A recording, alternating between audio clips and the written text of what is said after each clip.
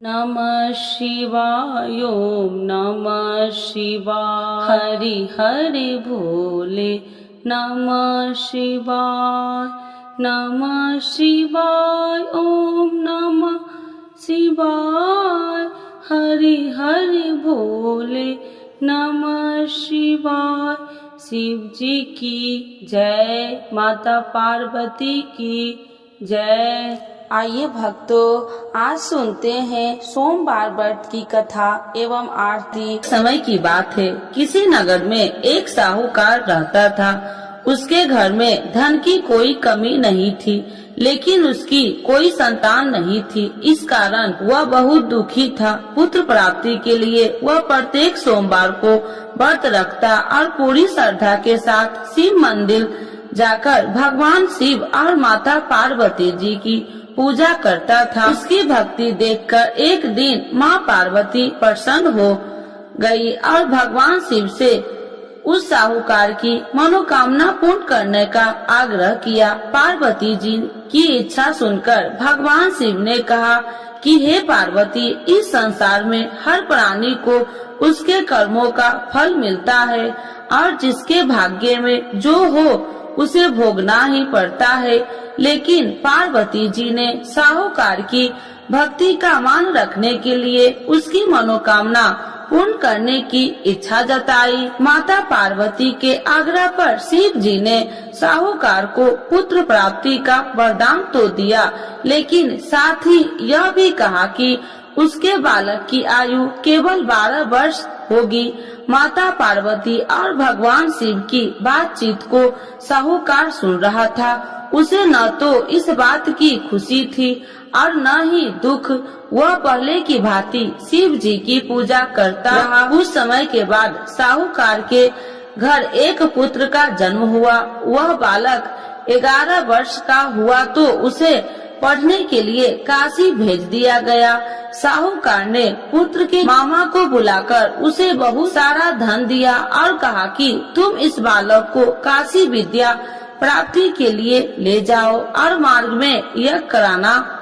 जहाँ भी यज्ञ कराओ वहाँ ब्राह्मणों को भोजन कराते और दक्षिणा देते हुए जाना। दोनों मामा भतीजा इसी तरह यज्ञ कराते और ब्राह्मणों को दान दक्षिणा देते काशी की ओर चल पड़े। रात में एक नगर पड़ा, जहाँ नगर के राजा की कन्या का विवाह था, लेकिन उस राजकुमार से उसका विवाह होने वाला था। वह एक आंख से कन्हा था। राजकुमार के पिता ने अपने पुत्र के कन्हा होने की बात को छुपाने के लिए एक चाल सोची। साहूकार के पुत्र को देखकर उसके मन में एक विचार आया। उसने सोचा क्यों न इस बालक को दुल्हा बनाकर राजकुमारी से विवाह करा दूं। विवाह के बाद इसको धन देकर विदा कर दूंगा और राजकुमारी को अपने घर जाऊंगा। लड़के को दूल्हे के वस्त्र पहनाकर राजकुमारी से विवाह कर दिया। लेकिन साहूकार का पुत्र ईमानदार था। उसे यह बात अन्याय संगत नहीं लगी। उसने अवसर पाकर राजकुमारी की चुनरी के पल्ले पर लिखा कि तुम्हारा विवाह तो मेरे साथ हुआ है, लेकिन जिस राजकुमार के संग तुम्हें भेजा जाएगा वह एक आंख से कन्हा है। मैं तो काशी पढ़ने जा रहा हूँ। जब राजकुमारी ने चुनरी पर लिखी बातें पढ़ी तो उसने अपने माता पिता को यह बात बताई।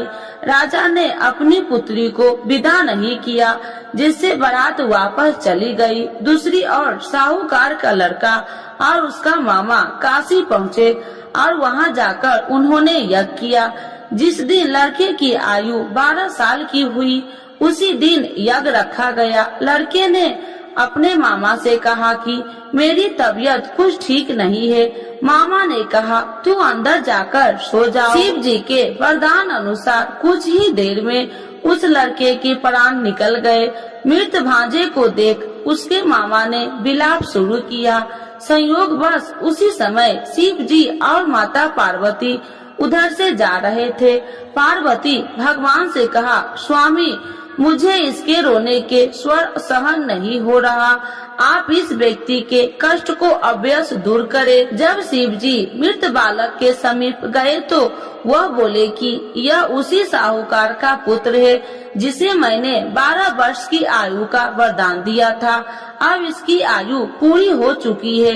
लेकिन मातृ भाव से विभोर माता पार्वती ने कहा कि हे महादेव, आप इस बालक को और आयु देने की कृपा करें, अन्यथा इसके वियोग से इसके माता पिता भी तड़प तड़प कर मर जाएंगे। माता पार्वती के आग्रह पर भगवान शिव ने उस लड़के को जीवित होने का वरदान दिया।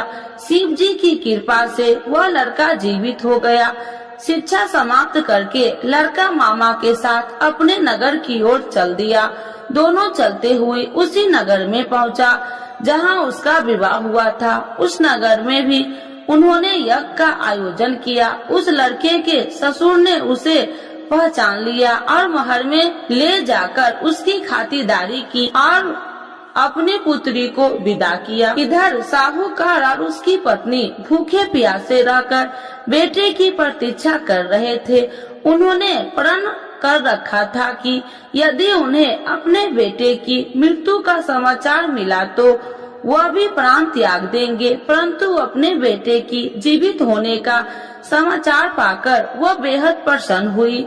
उसी रात भगवान शिव ने व्यापारी के स्वप्न में आकर कहा, हे श्रेष्ठ, मैंने तेरे सोमवार के व्रत करने और व्रत कथा सुनने से प्रसन्न होकर तेरे पुत्र की लंबी आयु प्रदान की है। इसी प्रकार जो कोई सोमवार व्रत करता है या कथा सुनता है और पढ़ता है, उसके सभी दुख दूर होते हैं और समस्त मनोकामनाएं पूर्ण होते हैं। तो एक बार बोलिए प्रेम से शिव जी की जय, माता पार्वती की जय।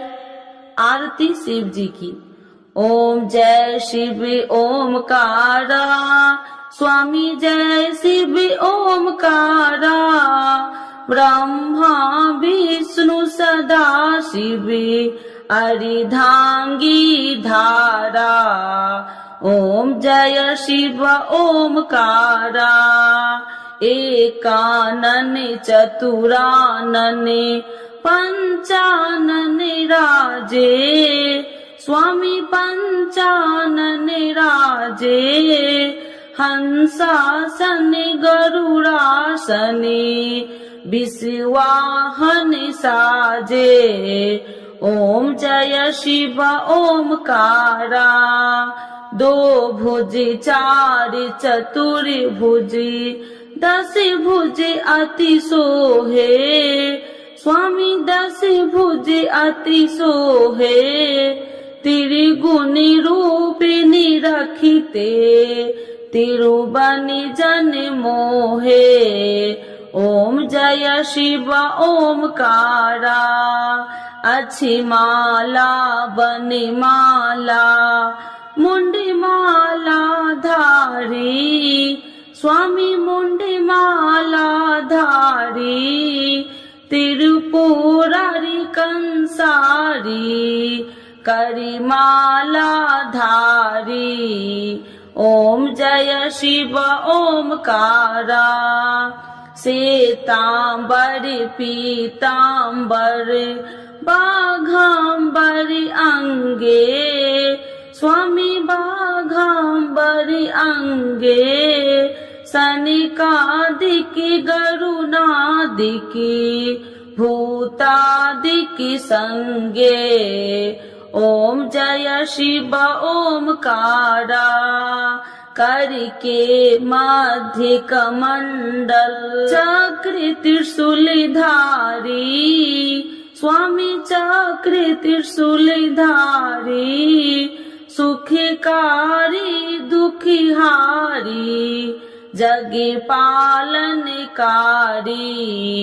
ओम जय शिव ओमकारा, ब्रह्मा विष्णु सदा शिव, जानति अविवेका, स्वामी जानति अविवेका, मधुकैटभ दो मारे सुर भयहीन करे। ओम जय शिव ओमकारा लक्ष्मी व सावित्री पार्वती संगा स्वामी पार्वती संगा पार्वती अर्धंगी शिव लहरी गंगा। ओम जय शिव ओमकारा पर्वती सोहे पार्वती शंकर कैलासा स्वामी शंकर कैलासा। भांग धतूर का भोजन भस्मी में बसा।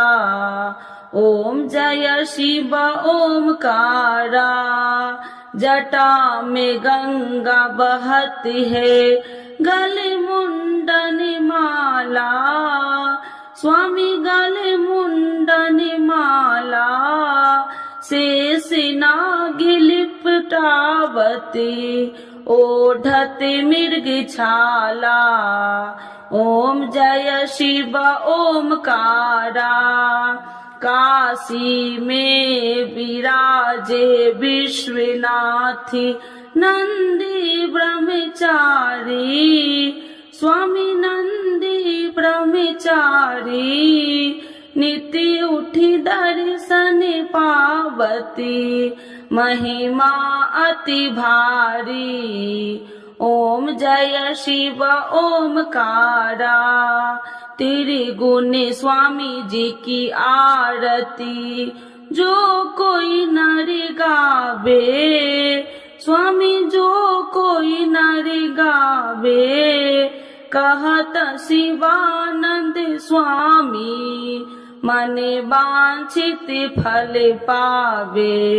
ओम जय शिव ओमकारा प्रभु हर शिव ओमकारा। शिव जी की जय माता पार्वती की जय।